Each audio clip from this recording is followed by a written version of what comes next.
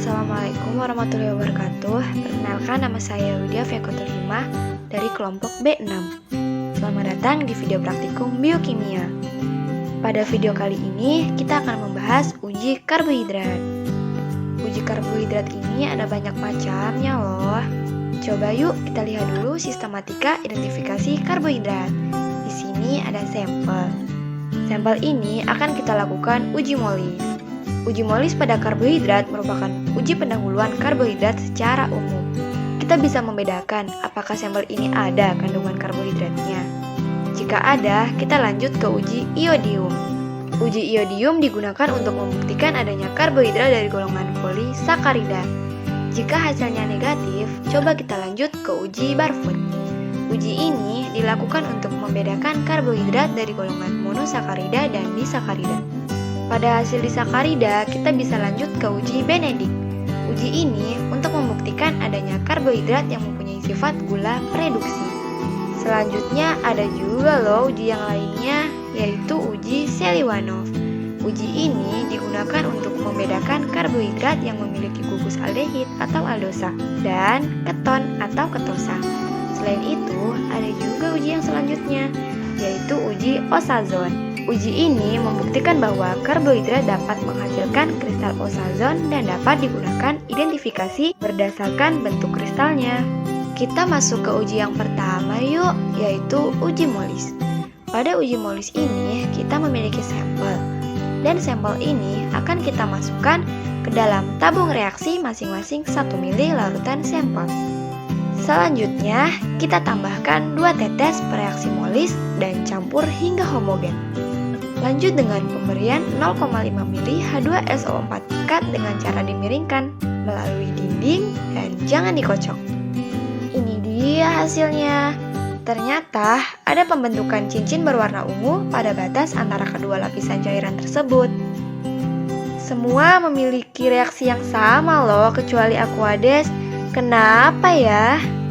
Karena pada reaksi molis ini terdiri atas alfa-naftol 5% dalam etanol 95%. Alfa-naftol ini akan bereaksi dengan aldehid siklik untuk membentuk produk kondensasi berwarna ungu. Sehingga, jika hasilnya karbohidrat, maka akan membentuk cincin ungu ini loh. Kita lanjut ke uji selanjutnya yuk, yaitu uji iodium. Pada uji iodium ini, kita memiliki sampel. Dan sampel ini akan kita masukkan ke tabung reaksi masing-masing 1 ml larutan sampel. Selanjutnya, kita tambahkan 2-3 tetes pereaksi iodium dan campur hingga homogen. Lalu, kita amati kompleks warna yang terbentuk. Jika ia golongan polisakarida dengan penambahan iodium, akan membentuk kompleks atopsi berwarna yang spesifik. Dan pada hasil uji ini ternyata hanya sampel amilum loh yang memiliki perubahan warna. Kenapa ya? Karena amilum merupakan polisakarida yang terbagi menjadi 2 fraksi, yaitu amilosa dan amilopektin.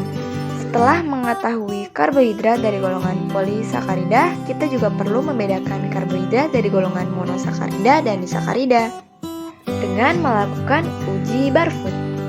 Sebelumnya, kita siapkan larutan Barfoot yang akan kita masukkan dalam tabung reaksi masing-masing 2 ml. Lalu, tambahkan 0,5 ml atau 10 tetes sampel yang berbeda ke dalam tabung reaksi. Campur hingga homogen. Tutup tabung reaksi dengan kapas, lalu panaskan dengan air mendidih selama 5 menit. Perhatikan adanya endapan merah yang terbentuk. Bila positif, dalam waktu 5 menit menunjukkan monosakarida. Bila lebih, yaitu golongan disakarida. Kenapa ya? Karena gula-gula reduksi atau monosakarida akan cepat bereaksi dengan larutan Barfoot yang merupakan campuran kupriasetat dan asam asetat. Reaksi ini akan menimbulkan endapan merah kuprooksida. Mari kita lanjut ke uji yang selanjutnya, yaitu uji Benedict. Sebelumnya, kita siapkan larutan Benedict yang akan kita masukkan ke dalam tabung reaksi masing-masing 2,5 ml.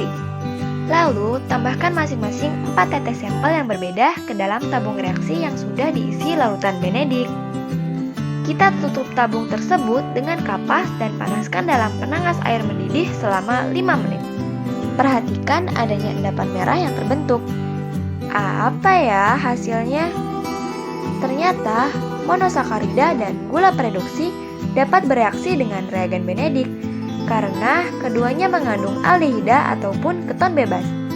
Sedangkan disakarida non reduksi seperti sukrosa dan jenis polisakarida tidak bereaksi positif pada uji ini. Makanya yang tidak positif hanya amilum dan sukrosa. Mari menuju ke uji yang selanjutnya, yaitu uji Seliwanov. Sebelumnya, kita siapkan dulu larutan Seliwanov. Larutan ini akan kita masukkan ke dalam tabung reaksi masing-masing 1 ml.